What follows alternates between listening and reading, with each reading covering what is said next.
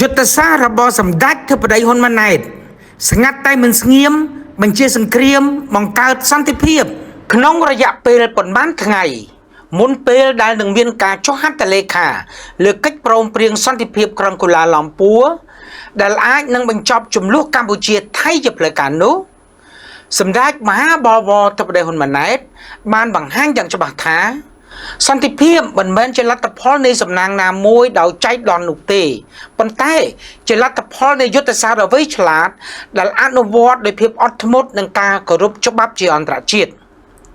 ក្នុងន័យនេះប្រសាសន៍មួយឃ្លាដែលសម្ដេចបវរធិបតីបានលើកឡើងថាយើងស្ងាត់តែមិនស្ងៀមកំពុងคล้ายជាសញ្ញាសម្គាល់នៃការដឹកនាំប្រកបដោយប្រាជ្ញាដែលបញ្ជាប្រទេសមួយចេញពីចំណុចដែលចង់ផ្ទុះជាសង្គ្រាមលើកទី2ច្រើនដងបើទោះបីជាបានប្រឈមនឹងភាពតានតឹងយ៉ាងណាក៏ដោយក្នុងពេលដែលពិភពលោកពេលនោះបានបារម្ភថាសង្គ្រាមនឹងអាចផ្ទុះឡើងវិញគ្រប់ពេលវេលាទោះបីមានបទឈប់បាញ់ថ្ងៃទី28កក្កដាក៏ដោយប៉ុន្តែសម្ដេចមហាបវរធិបតីហ៊ុនម៉ាណែតបានបង្ហាញយ៉ាងច្បាស់ថាការគិតដ៏មុតមមនិងដោយប្រាជ្ញានិងកម្លាំងស្មារតីអាចសម្រួលស្ថានភាពនិងទប់ស្កាត់ភ្លើងសង្គ្រាមបានយ៉ាងមានប្រសិទ្ធភាពភាពស្ងាត់តែមិនស្ងៀមដោយដែលសម្ដេចធិបតីបានលើកឡើងគឺមិនមែនជាការស្ងៀមស្ងាត់ដោយគ្មានអំណាចនោះទេប៉ុន្តែជាសញ្ញានៃភាពមានវិន័យនិងការដាក់សន្តិភាពជាគន្លឹះក្នុងការដោះស្រាយបញ្ហានៅមុនគេ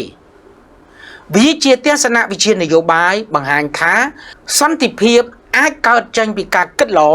និងភាពមានទំនួលខុសត្រូវជាងការប្រើអាវុធឬប្រើអារម្មណ៍ដោយកំហឹងក្នុងរយៈពេល3ខែចាប់តាំងពីមានកិច្ចព្រមព្រៀងជប់បាញ់នៅថ្ងៃទី28កក្កដាឆ្នាំ2025រហូតដល់ថ្ងៃទី20តុលាប្រសាសន៍បញ្ជារបស់សម្ដេចបវរធិបតីហ៊ុនម៉ាណែតក្នុងឱកាសសម្ពោធប្រលានយន្តហោះអន្តរជាតិតេជោបានបកស្រាយនៅចម្ងល់ទាំងឡាយដែលមនុស្សមួយចំនួនតែងតែរិះគន់ដល់រាជរដ្ឋាភិបាលដែលប្រកាន់យកភាពស្ងៀមស្ងាត់និងភាពអត់ធ្មត់ដែលធ្វើឲ្យមនុស្សមួយចំនួនកន្លងមកបែរជាយល់ច្រឡំថាវាជាភាពទន់ខ្សោយរបស់រាជរដ្ឋាភិបាលអ្នកដោះគឺ24ម៉ោងហើយមិនមើលតែឃើញស្អីដែលពិតកើតស្ថានភាពដែលកើតមាននៅកន្លែងហ្នឹងទេគឺមើលគ្រប់កន្លែងទាំងអស់នៅមុខមិនហើយនៅកន្លែងនេះយ៉ាងម៉េចកន្លែងនេះយ៉ាងណាជន់ពីខ្លួនយ៉ាងម៉េចពេលប្រឡងតើក្មួយដែលរត់ចោលចេញពីផ្ទះនេះតើគាត់ត្រូវធ្វើយ៉ាងម៉េចបាទគិតទាំងអស់គាត់លែងបានធ្វើអាហាររកស៊ីប្រកបរបរដោយសារតែយើងត្រូវជួយយ៉ាងម៉េចមើលគ្រប់ទិដ្ឋភាពទាំងអស់បានន័យថាស្ងាត់មិនស្ងៀមស្ងាត់តែមិនស្ងៀមពេលនេះកំពុងតែបង្ហាញពីសមត្ថភាពនយោបាយនិងយុទ្ធសាស្ត្ររបស់អ្នកដឹកនាំសម័យថ្មីដែលអាចទប់ស្កាត់ភាពផុយស្រួយនៃស្ថានភាពតានតឹងមិនឲ្យរីករាលដាលទៅជាសង្គ្រាមធំកើតឡើងជាលើកទី2បានឡើយហើយទីបំផុតយុទ្ធសាស្ត្រស្ងាត់តែមិនស្ងៀមរបស់សម្ដេចបវរធិបតីបាននាំចំនួននេះឈានដល់ចំណុចដោះស្រាយតាមសន្តិវិធីដោយសហការជាមួយសហគមន៍អន្តរជាតិនិងប្រទេសជិតខាងការសម្រេចចិត្តដ៏ត្រឹមត្រូវនេះបានបញ្ជាក់ថាភាពអត់ធ្មត់នៃយុទ្ធសាស្ត្រស្ងាត់តែមិនស្ងៀមគឺជាអាវុធនយោបាយដ៏ពិសិដ្ឋសម្រាប់ការពារសន្តិភាពនិងការពារអធិបតេយ្យរបស់ជាតិ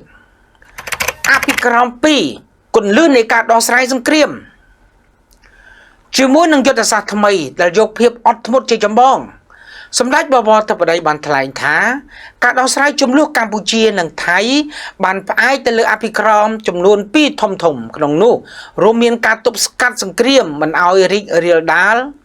ដោះស្រាយអស់លទ្ធភាពនៅនឹងកន្លែងកាត់បន្ថយហានិភ័យស្ដារសភាពការឡើងវិញការគោរពបទជប់បាញ់គ្នានិងការដោះស្រាយបញ្ហាដោយផ្អែកលើច្បាប់អន្តរជាតិដូចជាបទពិសោធន៍នៃប្រទេសអាស៊ានខ្លះដែលធ្លាប់ជួបចំនួនព្រំដែនកន្លងមក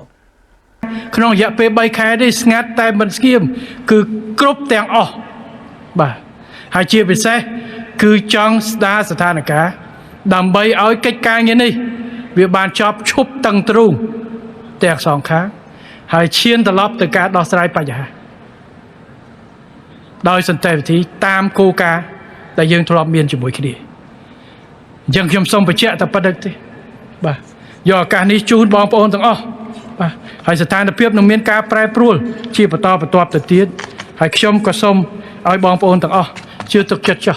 នៅអភិក្រមដែលយើងបន្តដល់នេះចង់បញ្ចប់បញ្ហាចប់ចំនួនហើយនៅការពារប្រជាពលរដ្ឋយើងការពារទឹកដីការពារកងទ័ពយើងបាទហៅវិធីនៅក្នុងការដោះស្រាយបញ្ហាដែនអធិបតេយ្យភាពទឹកដីតាមរយៈការមិនប្រើប្រាស់កម្លាំងតែត្រឡប់មកវិញគឺការប្រើប្រាស់យន្តការច្បាប់យន្តការទ្វេភាគីកិច្ចព្រមព្រៀងដែលមានស្រាប់អនុសញ្ញាឬមួយក៏យន្តការអន្តរជាតិដែលចូលរួមសម្របសម្រួលដើម្បីបញ្ចប់ការជុបបាញ់នេះយុទ្ធសាស្ត្រដោះស្រាយដោយផ្អែកលើអភិក្រមធំពីរជាចម្បងនេះគឺជាការសម្របសម្រួលយ៉ាងច្នៃប្រឌិតរវាងអំណាចនយោបាយនិងអំណាចច្បាប់ដែលអាចកែប្រែភាពតានតឹងคล้ายទៅជាកិច្ចព្រមព្រៀងសន្តិភាពបានសន្តិភាពដោយការចូលរួមពីអន្តរជាតិការចូលរួមរបស់សហគមន៍អន្តរជាតិនិងពីសំណាក់មិត្តនៃប្រទេសជិតខាងគឺជាគន្លឹះសំខាន់នៃភាពជោគជ័យក្នុងយុទ្ធសាស្ត្រស្ងាត់តែមិនស្ងៀមរបស់រាជរដ្ឋាភិបាលកម្ពុជាសម្ដេចមហាបវរធិបតីហ៊ុនម៉ាណែតបានថ្លែងអំណរគុណយ៉ាងជ្រាលជ្រៅដល់ថ្នាក់ដឹកនាំធំរួមមានប្រធានាធិបតីសហរដ្ឋអាមេរិកលោក Donald Trump ដែលបានផ្ដួចផ្ដើមគំនិតនិងជំរុញឲ្យមានបទជុបបាញ់ប្រធានអាស៊ានបដូវវេនលោកនាយករដ្ឋមន្ត្រីប្រទេសម៉ាឡេស៊ីដែលបានដើរតួនាទីជាអ្នកសម្របសម្រួលសន្តិភាពនិងបានថ្លែងអំណរគុណដល់សាធារណរដ្ឋប្រជាមានិតចិនដែលបានគាំទ្រយ៉ាងសកម្មក្នុងការជួយបញ្ចប់សង្គ្រាមរវាងកម្ពុជានិងថៃសម្ដេចមហាបវរធិបតីដែលបានថ្លែងអំណរគុណជាពិសេសដល់អគ្គលេខាធិការអង្គការសហប្រជាជាតិប្រធានាធិបតីបារាំងនិងថ្នាក់ដឹកនាំប្រទេសធំផ្សេងទៀតដែលបានរួមចំណែកក្នុងការពន្លត់ភ្លើងសង្គ្រាមរវាងប្រទេសកម្ពុជានិងប្រទេសថៃផងដែរការចូលរួមដល់ទូលំទូលាយរបស់សហគមន៍អន្តរជាតិក្នុងការជួយបញ្ចប់ជម្លោះរវាងកម្ពុជានិងថៃនាពេលនេះបានបង្ហាញថាប្រទេសកម្ពុជាមិនស្ថិតនៅក្នុងភាពឯកោនយោបាយទេប៉ុន្តែជាប្រទេសដែលមានមិត្តភាពនិងការគាំទ្រយ៉ាងពេញទំហឹងពីពិភពលោកសម្ដេចមហាបវរធិបតីបានថ្លែងអំណរគុណដល់ក្រុមអ្នកសង្កេតការណ៍អន្តរកាលអាស៊ាន IOT ដែលបានចូលរួមសង្កេតការណ៍និងជួយទប់ស្កាត់ការផ្ទុះអាវុធឡើងវិញនៅតាមតំបន់ព្រំដែនសម្ដេចបវរធិបតីបានបញ្ជាក់ថានៅពេលខាងមុខនឹងមានក្រុមសង្កេតការណ៍អាស៊ានថ្មីអាស៊ាន AOT ដែលចូលមកបន្តត្រួតពិនិត្យនិងសម្របសម្រួលកិច្ចការផ្សេងដើម្បីឈានទៅរកការស្ដារស្ថានភាពឡើងវិញនិងការបញ្ចប់សង្គ្រាមជាស្ថាពរពេលនេះការចូលរួមជាប្រព័ន្ធនិងដោយភាពស្ម័គ្រចិត្តរបស់សហគមន៍អន្តរជាតិបានក្លាយជាឧបករណ៍សំខាន់ក្នុងការជួយគាំទ្រដល់យុទ្ធសាស្ត្រស្ងាត់តែមិនស្ងៀមរបស់រាជរដ្ឋាភិបាលកម្ពុជាដែលនឹងឈានដល់ការចុះកិច្ចព្រមព្រៀងសន្តិភាពជាចុងក្រោយនៅក្នុងប្រទេសម៉ាឡេស៊ីនៅថ្ងៃទី26ដុល្លារខាងមុខនេះក្រោមវត្តមានរបស់ប្រធានាធិបតីសហរដ្ឋអាមេរិកលោក Donald Trumpកិច្ចព្រមព្រៀងសន្តិភាពកូឡាឡំពួរផ្លូវថ្មីសម្រាប់អនាគតកិច្ចព្រមព្រៀងសន្តិភាពរវាងកម្ពុជានិងថៃដែលត្រៀមនឹងចុះហត្ថលេខាថ្ងៃទី26ដុល្លារឆ្នាំ2025នៅក្នុងរដ្ឋធានីកូឡាឡំពួរនៃប្រទេសម៉ាឡេស៊ីមានចំណុចសំខាន់មួយចំនួនដែលរំពឹងនឹងបិទបញ្ចប់ទ្វេសង្គ្រាមរវាងគ្នានឹងគ្នាចំណុចនៃកិច្ចព្រមព្រៀងទាំងនេះត្រូវបានបញ្ជាក់តាមរយៈប្រសាសន៍របស់លោកឧបនាយករដ្ឋមន្ត្រីប្រាក់សុខុនដែលជារដ្ឋមន្ត្រីការបរទេសនិងកិច្ចសហប្រតិបត្តិការអន្តរជាតិនៃប្រទេសកម្ពុជាកាលពីថ្ងៃទី18ដុល្លារឆ្នាំ2025ដែលរួមមានការគោរពបទជុបបាញ់និងអធិបតេយ្យភាពប្រទេសទាំងពីរការស្ដារទំនាក់ទំនងការទូតឡើងវិញការសហការប្រឆាំងឧក្រិដ្ឋកម្មឆ្លងដែននិងបញ្ហា online scam ការបោសសម្អាតមីននិងដកអាវុធធុនធ្ងន់ចេញពីព្រំដែនការដោះលែងវីរៈកងទ័ពកម្ពុជាទាំង18នាក់ការបដិញ្ញាចិត្តសហការជាប្រទេសជិតខាងអចិន្ត្រៃយ៍តាមរយៈការដោះស្រាយបញ្ហាព្រំដែនដោយសន្តិវិធី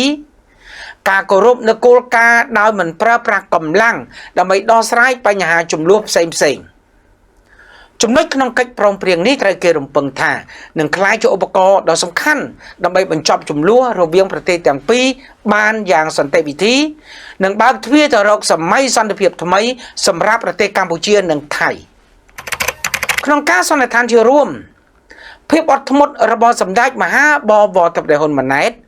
មិនមែនជាសញ្ញានៃភាពទន់ខ្សោយទេប៉ុន្តែគឺជាការអនុវត្តយុទ្ធសាស្ត្រស្ងាត់តែមិនស្ងៀមដ៏ឆ្លាតវៃដែលបង្ហាញថាកម្លាំងនៃប្រាជ្ញានិងការយកចិត្តទុកដាក់អាចយកឈ្នះលើកម្លាំងអាវុធបាននេះគឺជាមេរៀនដ៏មានតម្លៃមួយដែលអាចក្លាយជាគំរូសម្រាប់បណ្ដាប្រទេសទាំងឡាយនៅលើពិភពលោកក្រោមការអនុវត្តយុទ្ធសាស្ត្រនេះសម្ដេចបវរធិបតីកំពុងបង្ហាញឲ្យឃើញថាសន្តិភាពអាចត្រូវបានរកមកវិញដោយសមត្ថភាពក្នុងការអត់ធ្មត់ការគោរពច្បាប់អន្តរជាតិនិងការទប់ស្កាត់អារម្មណ៍ឆេវឆាវ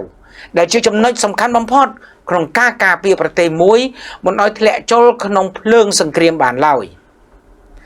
កម្ពុជាបានឈានពីភាពផុយស្រួយនៃសង្គ្រាមទៅរកសន្តិភាពដែលនឹងត្រូវបង្កើតឡើងវិញតាមយុទ្ធសាស្ត្រនយោបាយស្ងាត់តែមិនស្ងៀមនេះហើយនេះគឺជាភស្តុតាងបញ្ជាក់ថាប្រទេសតូចមួយអាចឈ្នះលើសង្គ្រាមដោយមិនមែនពឹងទៅលើការប្រើអាវុធឡើយប៉ុន្តែដោយប្រាជ្ញាការគិតយ៉ាងមុតមាំនិងការរួបរวมចិត្តនៅជាតិសាសន៍របស់ខ្លួនឯងជាធ្លុងមួយនៅក្នុងប្រវត្តិសាស្ត្រនៃសតវត្សទី21យុទ្ធសាស្ត្រស្ងាត់តែមិនស្ងៀមរបស់សម្ដេចមហាបវរធិបតីហ៊ុនម៉ាណែតនឹងត្រូវបានគេកត់ត្រាជាគំរូនៃភាពវៃឆ្លាតនយោបាយដ៏ពិសិដ្ឋនេះវាជាយុទ្ធសាស្ត្រដ៏មានអានុភាពដែលបានបញ្ជាភាពតានតឹងជាបន្តបន្ទាប់